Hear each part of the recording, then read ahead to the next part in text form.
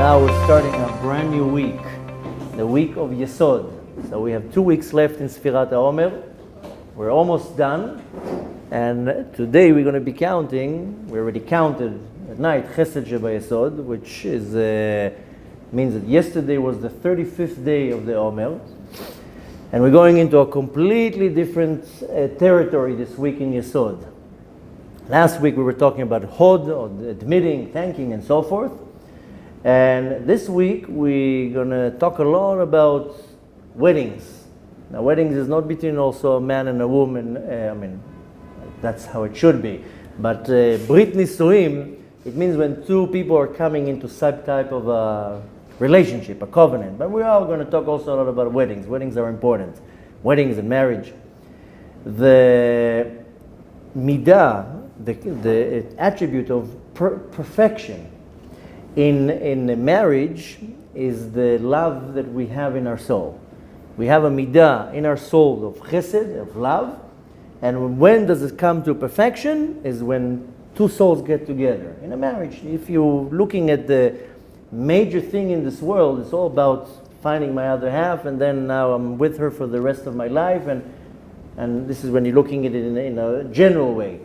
Then marriage is a very profound thing. People from when they're young, they're already, who am I going to marry? When am I going to get married? My 7-year-old, she's like, what am I going to wear for my wedding? Well, it's going to be in 10 years, 15 years. I don't know what you're going to wear. So, but nevertheless, the midah in the soul that is called the Anava of Chesed, it's when is it in perfection? Is when there's a marriage and there's a connection. Now, usually, this is in a normal situation, people will get married out of love. In some situations, people get married because of money, or they want a green card, or whatever it is. I'm talking about a normal situation. Marriage will come from love.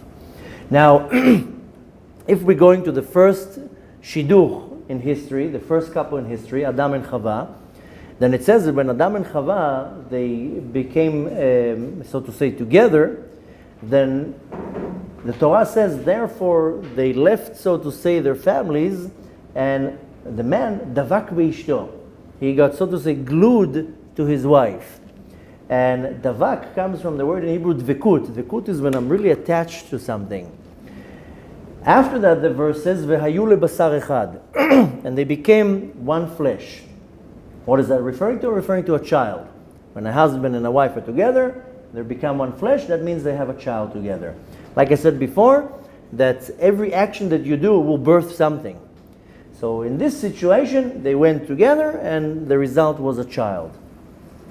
Now, this is a child that was born out of love, out of a connection. I'm talking about now in general now, because I know that people say, listen, most marriages are not what you're talking about. But the idea is that Adam and Chava, or a husband and a wife, a woman and a man, they came together out of love, and the result was a child. Now, the whole week of Yesod, we're going to talk about, like I said, a lot about weddings, a lot about marriage, a lot about relationships and connection, because Yesod is the inner hook. Yesod is a foundation. The translation of Yesod is a foundation. But nevertheless, Yesod is the last of all 6 Sfirot that are called Zeir Anpin.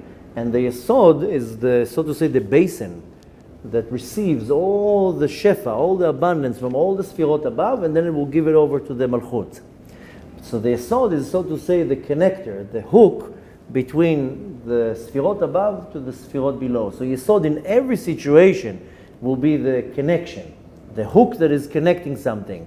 Sometimes you look at any type of a connection, any type of a relationship, something has to be the hook there. If not, there's not going to be any chibur, any unity. So Yesod is the inner hook, the inner unity of any type of connection. When you're looking at Chesed Sheba Yesod, this is the love that causes the hook. And love, when it's the right way, this is called the real love. And the real love is what we're going to hook two people together. So I'm not talking right now when a covenant is done because of a benefit. I'm talking about just because of love. This is the Chesed Sheba Yesod, that there's going to be the power of love that will connect two things together. Now, practically saying, I have a lot of relationships. I have a mother, Baruch Hashem, I have a father, I have kids, I have a wife, I have friends, I have cousins, I have not only me, everybody. We have so many relationships. Now, practically saying, I have to see and recognize the love in all these connections. Because the love is going to be what's connecting the two souls together. And if I'm already somehow connected to people, it's all by chance. It's not that randomly happened to that I'm connected to these people. If anybody's in my life, that's because it's a divine plan already. So must be that there's a connection between every person in my life. Now I have to recognize the true love in that connection. This is the real essence of Chesed Shebayesod. The Yesod is going to be the fact that I have a connection with a bunch of people, and that will be what's connecting me. Sometimes you can have a relationship with your parent or a child, and the relationship is a horrible relationship. But nevertheless, that's still the parent, or still the child, or whatever connection it is, but there's one thing that's connecting. Doesn't mean the relationship has to be a great relationship, but nevertheless, the connecting part is done because there's some type of a love between us. It doesn't mean that I see it in an obvious way. Many times in the relationship, it's not obvious. And many times in a relationship, a person says, I know that's my father. I can't stand the person. Not me, I'm just saying in a general example, that I have a certain individual in my life, and I say, I don't know, I can't even stand that person, but I can't get rid of my child or my parent or my sibling. What the point here is to understand that maybe in this situation I don't hate the person, I might not like the behavior of the person, but I don't hate the person itself. Here it comes to taking it to the next level and saying, if that person is in my life, I'm not talking about a neighbor, I'm talking about a parent, a child, a spouse, and so forth, then has to be some type of love in that connection. Love is not just what you think of making hearts and all this nonsense. If there's any type of a connection between me and another person, there's some type of love there. Now I need to know how to recognize the love in there. And now how much I'm committed to the love in this relationship. And in some cases, and I'm talking right now only in the negative, because when everything is positive, there's no problem. There's no avodah to do here. Many people don't understand why they have a bad relationship with their child, or with their parent, or with their spouse. And sometimes when it comes to a spouse, okay, let's get divorced. That's not necessarily a solution to get divorced. Sometimes there's certain individuals, and they come and tell me, I have a horrible marriage, we don't get along, we don't see eye to eye, nothing in common, blah, blah, blah, I want to get divorced. That's not a solution. Some people, it's nigzar lehem, it's a decree from above that they have to deal with a health problem all their life. Some people, they have to deal with poverty for all their life. Some people have to deal with a child that is a challenge or whatever. Some people have to deal with a bad marriage. So what, you're just going to give up? I know it's not it's not an answer that the ears like to hear. But there are a few couples that I told them, why are you right away running out to a divorce? Maybe this is the decree, this is your mazal, that you have to deal with a bad marriage. You know many parents, they have to deal with a child that is crippled, chas v'shalom lo aleinu, or a severe mental or health problem. They have to deal with the child for the rest of their life. I have a friend who, Baruch Hashem, had a few healthy kids, and then the last kid was born a few years ago with Down syndrome. Oh, the parents for years, they couldn't get over it. And they didn't know how to relate with this curse right now. Hashem is punishing me. I told them, first of all, you're not punished. It's a privilege to raise such a child. But nevertheless, I know it's very harsh and might sound very cold, but get over it. It's not going to change. That's the reality. Deal with it. You're going to deal with the child now for the next 50 years. That's what the Kadosh Baruch Hu decided to give you.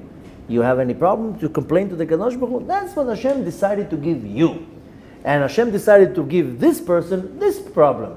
And to that person, another person. I don't know, I just heard this morning, a 3-year-old here in Sfat died in a fire.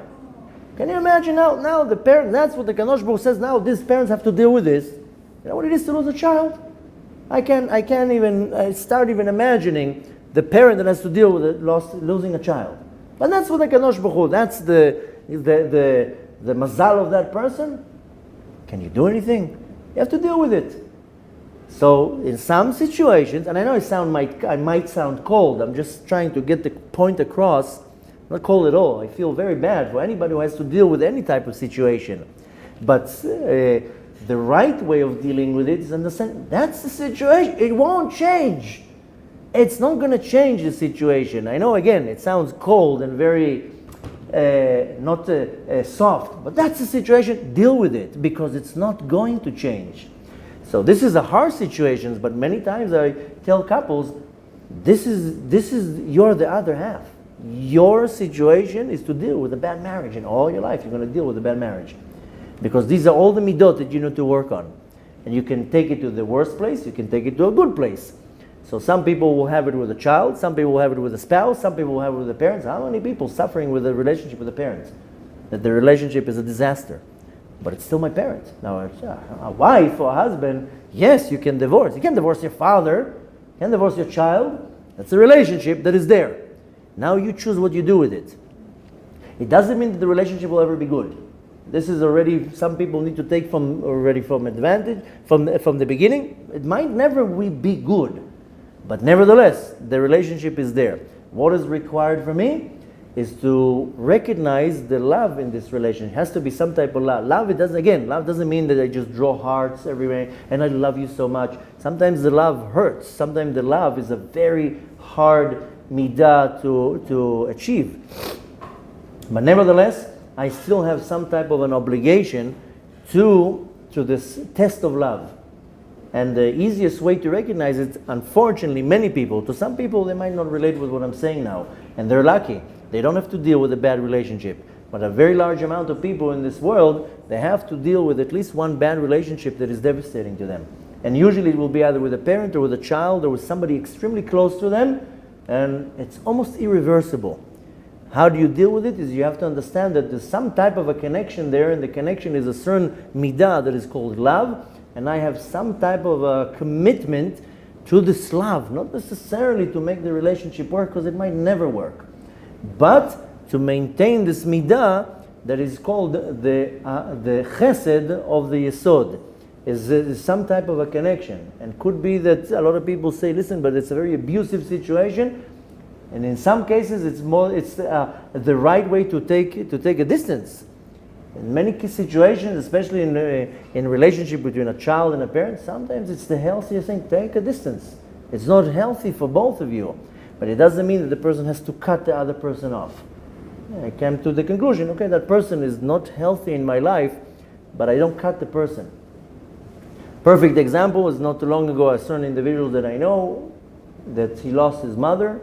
Baruch Hashem, at least in this situation, he's not young, he's in his 60s, so the mother, I don't know exactly, probably late 80s.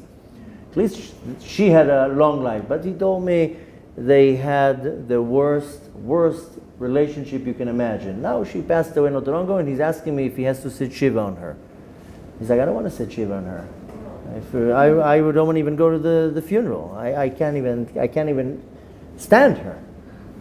What do I do here? Do I still obligated to sit Shiva on her? And I told him, yeah. You know, the real kibud avim is when the person dies. The real honoring parents is when my parents died and I bury them the right way and I say Kaddish and I sit Shiva and I do what I need to do for them. And I said, besides the fact that sitting the Shiva is some type of a closure. Whatever you didn't work out for 60 years, maybe the Shiva is gonna be the closure and you say goodbye. Maybe in this world, the relationship was a hard relationship, but the connection between you and to her, that's your mother. That's a very strong, powerful connection. It could be in the world above. There's unbelievable love there. Just happened to be that the role in this movie, in this world, is a bad relationship. So it didn't work out for 60 years, and now you can do some type of a closure, and you sit Shiva, and you'll say Kaddish. I don't want to say Kaddish. Well, nobody's asking you what you want or what you don't want. This is Kibud Avim. In his mind, I can understand. He's like, I can't stand her. It was the worst mother I ever had. She did this, she did that. I said, I don't want to hear what she did. It's irrelevant what she did. You're asking me, you have the mitzvah of kibud avim, then say Kaddish, bury her the right way, and say Kaddish on her. You don't have to like her. But nevertheless, she's your mother. There's some type of a connection here.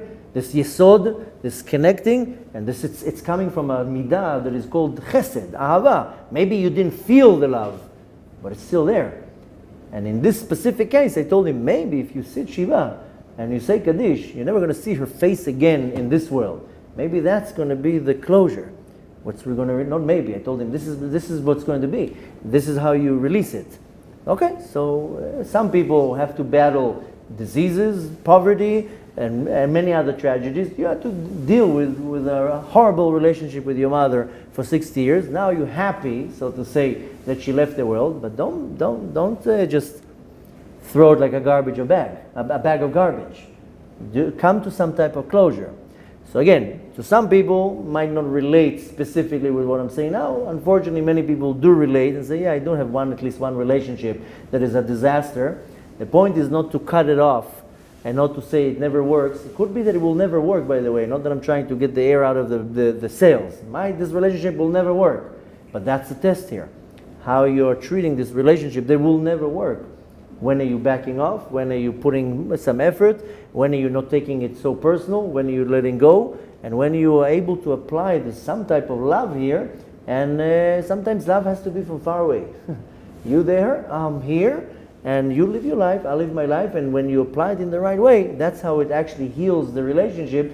And again, it might not be done in this world, but could be that the process in this world is what's going to cause the healing for eternity. And if a person is connected in a relationship of a parent and a child, this is not a random chance here. This is not a fluke or mistake. This is a strong connection. Must be that could be that the bad relationship in this world is the tikkun for the eternal relationship. And the way to do it is to find that I do have some type of a commitment. I don't know if commitment is the right word. In Hebrew you say mechuyavut. I have to put something here.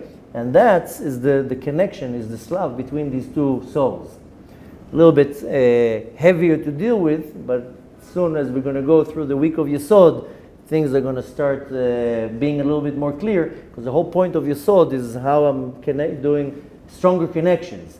The ultimate connection is in a marriage, of course. That's why I said we'll talk about marriages. But the connection, every relationship has a connection. I need to know how to nourish it and how to reach to a tikkun between the souls, between the connections between the souls. So again, Chesed Shebayesod is the love that causes the connection between two entities, between two souls, between two humans, and not always it's all easy and nice.